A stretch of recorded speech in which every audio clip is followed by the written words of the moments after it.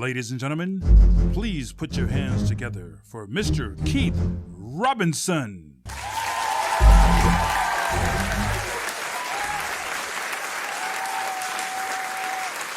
Welcome to another edition of Diggin Deep.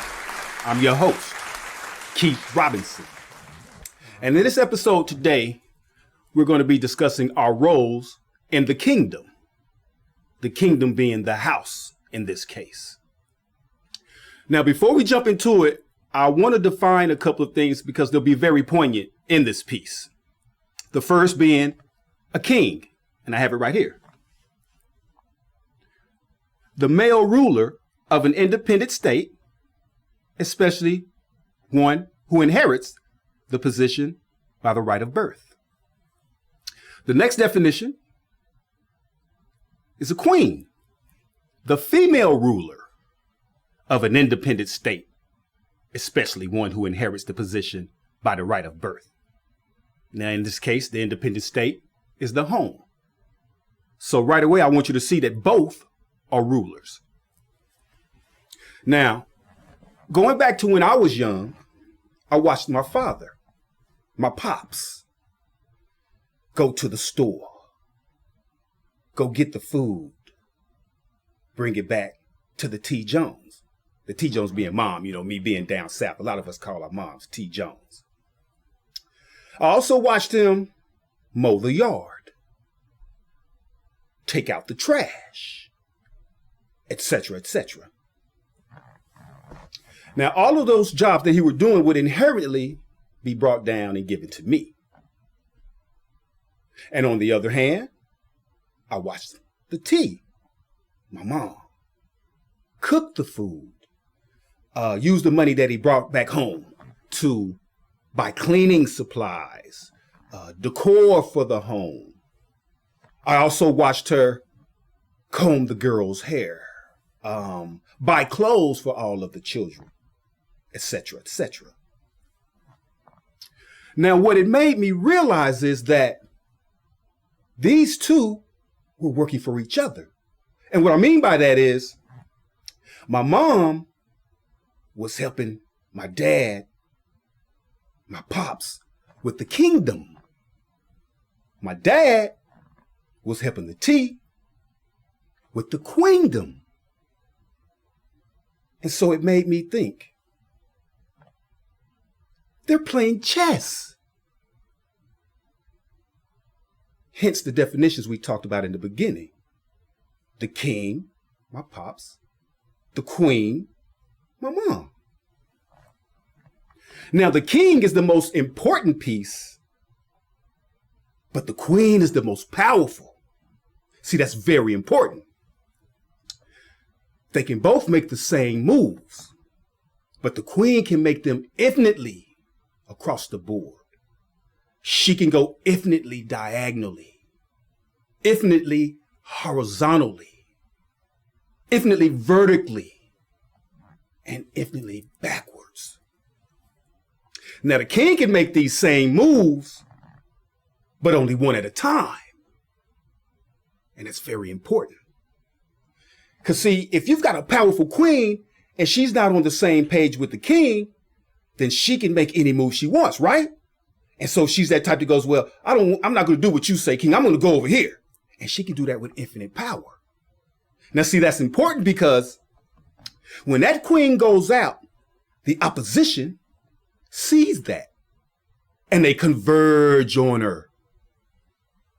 Now, not because they want her, but because they know the love that that king has for that queen is going to draw him out. Now, once he gets drawn out, they forget about the queen because she's only the most powerful piece, but not the most important. Because they know if they get the queen, it's check. But the game goes on. But they also know if they get the king, it's checkmate. And the game's over. We can go back to slavery days when they got that Mandingo warrior and they brought him out in front of the women and the children to break him in front of them. See, that's the same thing that's happening now. They want to break down the family dynamic. And to do that, you have to get the head, the king, right? And that's very important. So you want to make sure that your queen is on the same page as you, because she's also a ruler too. And the queen also wants to make sure that she's following a king that's headed in the right direction. Now, I'm saying that to say you can apply that to your home. There's always these dynamics of power struggle. And it shouldn't be that way, because my mom and my pops work together for the betterment of the kingdom, the home, right? And so I have another example I want to give you. A boxing match is a perfect example. You've got your manager and you've got your fighter. The fighter could be the mom, the manager could be the dad, or vice versa. The dad could be the fighter and the mom could be the manager. The whole reason that they are in that bout is to win it.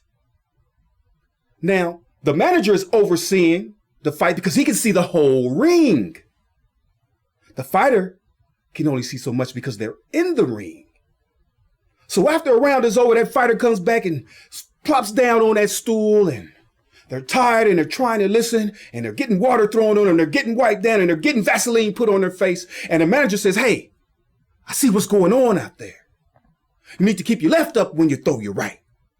But the fighter turns around and says, "I know what I'm doing. I got this," and doesn't listen to the direction and the instruction, and goes right back there, out there for the next round, and gets knocked down.